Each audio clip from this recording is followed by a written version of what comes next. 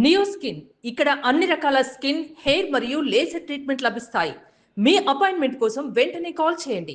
బంగారం మార్కెట్‌లో ఒడిదుడుకులు కొనసాగుతూనే ఉన్నాయి. యుద్ధం సంగతి ఎలా ఉన్నా గానీ, బంగారం దగదగల పైన రేట్లు తగ్గి వస్తున్నటువంటి తీరుపైన అందరిలోనూ ఆసక్తి నెలకొని ఉంది. ప్రస్తుతం వరల్డ్ వైడ్ ట్రెండ్ ఎలా ఉంది? దీన్ని విశ్లేషించేటువంటి ప్రయత్నం చేద్దాం. మనతో పాటు సింగపూర్ నుంచి లైవ్‌లో జాయిన్ అవుతున్నారు ఫణి శ్రీనివాస్ గారు. సింగపూర్‌లో బ్యాంకింగ్ రంగ నిపుణులు, అలానే సీఎఫ్ఓగా అక్కడ సేవలు అందిస్తున్నారు. ఫణి శ్రీనివాస్ గారు నమస్తే. నమస్తే అండి. సరే, ఈ బ్యాంకులకి సంబంధించి లోన్లు, గోల్డ్ లోన్లు వీటిపైన ఇండియాలో ఎక్కువ చర్చ జరుగుతుంది. మరి సింగపూర్‌లో ఎలా ఉంటుందో మీరే చెప్పాలి. అందరూ వరీ అవుతున్నారు. బంగారం రేట్లు పడిపోతున్నాయి, ధర తగ్గిపోతుంది. కొనుక్కునే వాళ్ళకి ఒక ఉపశమనం అయితే, ఆల్రెడీ బంగారం కుదవబెట్టిన వాళ్ళకి వీళ్ళకి ఒక టెన్షన్ కూడా ఉంది. సో ఏంటి అసలు గోల్డ్ మార్కెట్‌లో ఎవ్వరు ఊహించని స్థాయిలో ఈ ఫ్లక్చుయేషన్స్ ఒకరోజు కాదు, గంట గంటకి చేంజ్ జరుగుతుంది. ఎందుకు? ఆవిడ పెద్దలు ఒకటే చెప్పేవారండి. బంగారంలో పెట్టిన పెట్టుబడి, ఆయిల్‌లో పెట్టిన పెట్టుబడి, అలాగే రిలయన్స్‌లో పెట్టిన పెట్టుబడి ఎప్పుడు కూడా నష్టాలు ఇవ్వదు అని. ఓకే.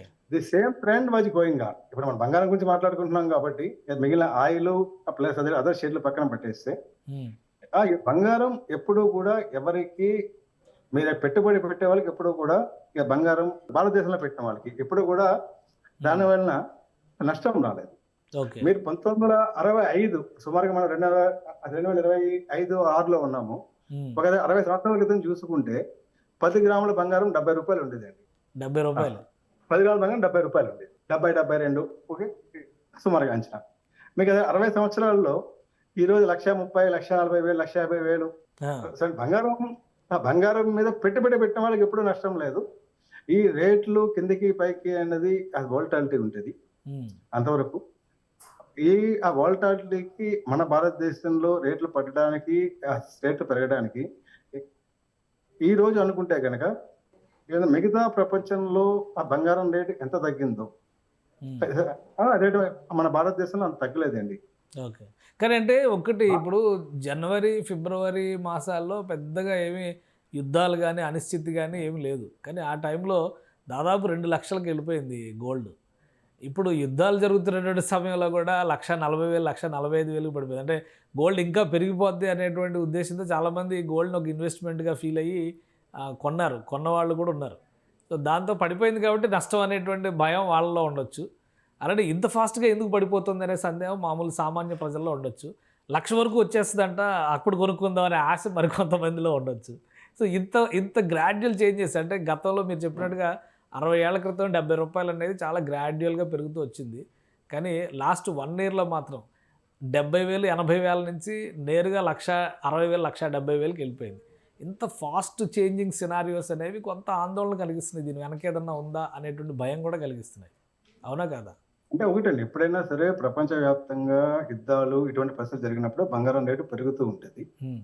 ఈసారి మాత్రం ఎప్పుడైతే అమెరికా ఇరాన్ వార్ ప్రారంభమైందో అప్పుడు బంగారం రేట్లు తగ్గడం మొదలుపెట్టింది. ఎందుకు తగ్గడం మొదలుపెట్టింది అంటే ఆయిల్కున్న డిమాండ్ వలన, అలాగే ఆ బంగారంలో పెట్టుబడులు సెంట్రల్ బ్యాంకులు పెట్టుబడి పెడుతూ ఉంటాయి.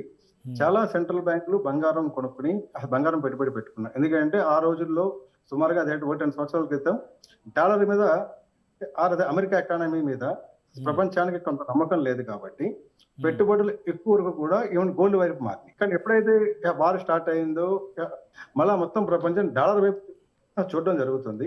సో బంగారంలో ఆల్రెడీ పెట్టిన పెట్టుబడిదారులు, అంటే మన భారతదేశంలో చిన్న చిన్న పెట్టుబడులు అలా మీరు పక్కన పెడితే ప్రపంచం మొత్తంలో పెద్ద మొత్తంలో పెట్టుబడి పెట్టి చేసి ట్రేడింగ్ వాళ్ళు ఎవరున్నారో వాళ్ళకి బాగా లాభాలు వచ్చినాయి కాబట్టి వాళ్ళు ఇక్కడ గోల్డ్ లో లాభాలు స్వీకరణ చేసుకుని మళ్ళీ అమెరికా డాలర్లో పెట్టుబడులు పెట్టడం మొదలుపెట్టి బంగారం వాల్యూ అనేది డాలర్తో లింక్ అయి ఉంటుంది. ఒక ఔన్స్ బంగారం అంటే సుమారుగా 28.3 గ్రాముల బంగారము $5,600 దాకా పైకి వెళ్ళి కిందకు వచ్చి ఈ రోజు 4,400, 4,200 అంటే సుమారుగా 15-20% మార్కెట్ హైసింగ్ కరెక్షన్ వచ్చింది. కాబట్టి అదే లెక్కలో ఇండియాలో కూడా బంగారం రేటు తగ్గిందండి. కానీ అట్ ది సేమ్ టైం ప్రపంచంలో 20% పడినప్పుడు కూడా లాస్ట్ 3 నెలల్లో మన ఇండియాలో గోల్డ్ రేటు 10% తగ్గింది. ఇది ఎందుకు అంటే మన రూపాయి వాల్యూ పడిపోవడం వలన, మన రూపాయి వాల్యూ పడిపోవడం వల్ల మనం ఎక్కువ రూపాయలు పెట్టి మన బంగారం కొనాల్సి వస్తుంది. సో మన భారతదేశంలో బంగారం ఎవరైతే కొంటారో వాళ్ళకి 2 లాభాలండి. బంగారం రేటు పెరుగుతూ ఉంటుంది. సామాన్యంగా అంటే ఇండియా యొక్క రూపీ వాల్యూ కూడా డిప్రిషియేట్ అవుతూ ఉంటుంది. సో అంటే దాని మీద వచ్చే లాభము, దీని మీద వచ్చే లాభము కలిపి కనీసం ప్రతి 5 సంవత్సరాలకి ఏ రోజు ఎవరు పెట్టుబడి పెట్టినా సరే సుమారుగా బంగారం వాల్యూ వాళ్ళకి రెట్టింపు అవుతుంది. వాళ్ళ అదృష్టం బాగుంటే 2-3 సంవత్సరాలు అవ్వచ్చు, కొంచెం అదృష్టవంతులు కాకపోతే 5-6 సంవత్సరాలు పట్టచ్చు. కానీ అది ఆన్ అండ్ యావరేజ్ లాస్ట్ 60 సంవత్సరాల చరిత్ర చూసుకుంటే కనుక ప్రతి 5 సంవత్సరాలకి కూడా బంగారం మీద పెట్టిన పెట్టుబడి రెట్టింపు అవుతుంది. ఇప్పుడు ఇప్పుడు ఇప్పుడు ఏంటి సార్, ఇప్పుడు ఈ మార్కెట్ కరెక్షన్స్ అన్నిటికీ ఒక ఫుల్ స్టాప్ పడే పరిస్థితి ఉందా, ఇంకా ఇదే ఫ్లక్చుయేషన్ మరి కొద్ది రోజుల పాటు కొనసాగుతుందా? కానీ ఫ్లక్చుయేషన్ అనేది ఇప్పుడు మళ్ళీ ఈ రోజు కూడా మనం చూసాము, అమెరికా ఇరాన్ వార్ గురించి చాలా రకాల కారణాలు వస్తున్నాయి కాబట్టి మనం ఈ రోజు బంగారం రేటు చెప్పలేము. కానీ సుమారుగా అంటే మా అంచనా ప్రకారము ఔన్స్ బంగారం 4,200 4,300 రేంజ్లో మైట్ బి, మీరు బ్రాడ్ రేంజ్ తీసుకుంటే కనుక 3,800 నుంచి 4,600 రేంజ్లో ఫ్లక్చుయేట్ అవుతూ ఉంటుంది. కానీ the trend is always upward trend. మీరు బంగారము కిందకు వస్తుంది అనుకుంటే కనుక and if you want to invest for a longer term, మీరు ప్రతి టిప్లోనూ కూడా మీరు ఆ బంగారం కొనుక్కోవడమే చాలా మంచిది. సార్ అసలు సింగపూర్లో ఎలా చూస్తారు సార్, బంగారాన్ని ఇన్వెస్ట్మెంట్గా చూస్తారా, ఆర్నమెంట్గా చూస్తారా? మన దగ్గర ఉన్నట్టు అక్కడ జ్యువెలరీ షాపులు ఉంటాయా ఫుల్గా? అంటే భారతదేశంలోనే ఎక్కువగా ఆభరణాల మీద ఎక్కువ మక్కువ అండి. మిగిలిన దేశాలలో దీని అది పెట్టుబడి సాధనంగానే ఎక్కువ వాడతారు. అది జ్యువెలరీ అన్ని చోట్ల ఉంటుంది, బట్ ప్రతి మనిషి కేజీలు చెప్పిన వాళ్ళ మెల్లో వేసుకోరు అంతే. మామూలుగా మన వాళ్ళు వెతుక్కున్నట్టుగా డిజైన్లు, ఫ్యాషన్స్, ట్రెండ్స్ వీటి కోసం చూసినట్టుగా సింగపూర్లో అయితే ఎవరు చూడరా? ఫ్యాషన్లో, డిజైన్లో, ట్రెండ్లో చూస్తారు. కాకపోతే అంటే తక్కువగా 10, 15, 20 గ్రాముల్లో పడి చేసుకుంటారు. కానీ పెద్ద మన దగ్గర ఉన్నట్టు అది 100 గ్రాములు లేదా వడ్డానాలు ఇటువంటి అయితే ఉంటుందండి. బంగారం అనేది ఇట్ రిక్వైర్డ్, బట్ ముఖ్యంగా అంటే వాళ్ళు పెట్టుబడి కింద వాడతారు. చాలా ప్రైవేట్ బ్యాంకుల్లో కూడా ఇక్కడ సింగపూర్ లో ఉన్న చాలా పెద్ద బ్యాంకుల్లో కూడా బంగారం అమ్మడము, కొనడము, కాయిన్లు నడుస్తూ ఉంటది. సో అంటే చాలా మంది ఎవరైతే పెట్టుబడి పెడతారో వాళ్ళు బ్యాంక్ వెళ్ళి బంగారం కాయిన్ కొనుక్కుని వాళ్ళ ఇంట్లో పెట్టుకుంటారు. వాళ్ళకి ఎప్పుడైతే మనీ కావాలో బ్యాంక్కి, వాళ్ళు అప్పుడు మళ్ళీ బ్యాంక్కి వెళ్ళి ఆ కాయిన్ ఇచ్చేస్తే కనుక వాళ్ళు డబ్బులు వచ్చేస్తాయి. సో అంటే which is even the most secured investment for the Singapore. So మన దగ్గర గోల్డ్ లోన్లు కూడా ఒక పెద్ద ట్రెండ్, అది ఒక పెద్ద మార్కెట్. గోల్డ్ని తీసుకెళ్ళి తాకట్టు పెట్టుకోవడం, బ్యాంకులు కూడా గోల్డ్ రుణాలు ఇవ్వడం అనేది. సో ఈ ఫ్లక్చుయేషన్స్ ప్రభావం గోల్డ్ లోన్లు తీసుకునే వాళ్ళు కానీ ఆల్రెడీ గోల్డ్ లోన్స్ మెయింటైన్ చేస్తున్న వాళ్ళపైన కానీ ఎలా ఉండొచ్చు సార్? అంటే ఇప్పుడు మన భారతదేశంలో బంగారం అప్పు ఇవ్వడానికి బ్యాంకులో ప్రతి బ్యాంకులోనూ బ్యాంక్ వారీగా వాళ్ళ రూల్స్ ఉంటాయి. ప్లస్ ఆర్బీఐ కూడా ఓవరాల్ గా సూపర్వైజ్ చేస్తూ ఉంటుంది. బంగారం యొక్క మార్కెట్ వాల్యూ ఎంత ఉందో దాంట్లో ఎంత శాతం వరకు లోన్ ఇవ్వచ్చు అనేది ఆర్బీఐ చూస్తూ ఉంటుంది. ఎప్పుడైతే గోల్డ్ రేట్ అప్వర్డ్ ట్రెండ్ బాగా పైకి వెళ్ళిందో ఏమన్నది ఆర్బీఐ కూడా దే ఎక్స్పెక్టెడ్ ఈ రేట్ కిందికి రావచ్చు అనేది. సో అండ్ లోన్ ఇచ్చే శాతం తగ్గించింది.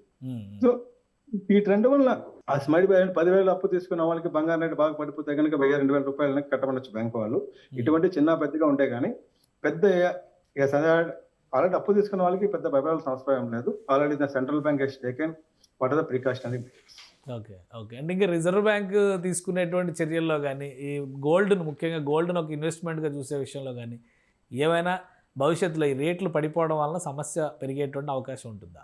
నా అంచనా ప్రకారము గోల్డ్ రేటు పెద్ద ఎక్కువ తగ్గదండి. ఆల్రెడీ మార్కెట్ హైస్ నుంచి నియర్లీ 15-20% కలెక్షన్ వచ్చింది కాబట్టి డౌన్ ట్రెండ్ బాగా తక్కువ ఉంటుంది. ఎక్సెప్ట్ అన్వాంటెడ్ ఇన్సిడెంట్ అయితే తప్పితే అదర్వైజ్ బంగారములో పెట్టుబడి always which is hedging against inflation.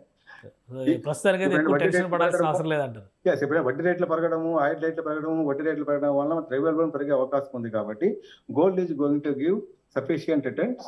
So అంటే ఈ సమయంలో బంగారంలో పెట్టుబడి పెట్టి ప్రతి చోట ఎక్కడెక్కడ పెరుగుతున్నప్పుడు బంగారంలో పెట్టుబడి పెట్టడం వలన వచ్చేది వాళ్ళకి లాభం కింద తీసుకోవచ్చండి.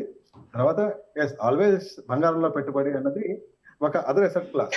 మీరు షేర్లో పెట్టచ్చు, ఇంకో చోట ఇళ్లలో పెట్టచ్చు. బంగారం కూడా ఒక పెట్టుబడి విధానంగా మార్చుకునే వాళ్ళకి ఆల్వేస్ ప్రాఫిట్ ఉంటుంది. అట్లీస్ట్ మన భారతదేశంలో ఫాస్ట్ ట్రెండ్ మీకు 5 సంవత్సరాల్లో మీరు పెట్టిన పెట్టుబడి రెట్టింపు కావాలి అంటే బంగారం అనేది చాలా సేఫ్టీ అండ్ చాలా సురక్షితం కూడా. Right sir. Thank you sir విశ్లేషణ అందించినందుకు. ఇది సింగపూర్లోనే కాదు ప్రతి దేశంలో ప్రపంచంలో ఉన్నటువంటి వాళ్ళు ఎవరో కూడా అంత మక్కువ పెంచుకోరు. భారతదేశంలో మాత్రం బంగారం పైన అంత ఇంట్రెస్ట్ ఉంటుంది అని చెప్పని శ్రీనివాస్ గారు చెప్తున్నారు. అలానే మార్కెట్లో వస్తున్నటువంటి కరెక్షన్స్ పరంగా ఇప్పుడు లో రేట్స్లో ఇన్వెస్ట్మెంట్స్ చేసిన వాళ్ళకి ఖచ్చితంగా మంచి రిటర్న్స్ వస్తాయి రాబోయే రోజుల్లో. కాబట్టి మార్కెట్ను చూసి వర్రీ కావాల్సిన అవసరం లేదని ఆయన సూచిస్తున్నారు. ఇది స్పెషల్ డిస్కషన్. Keep watching.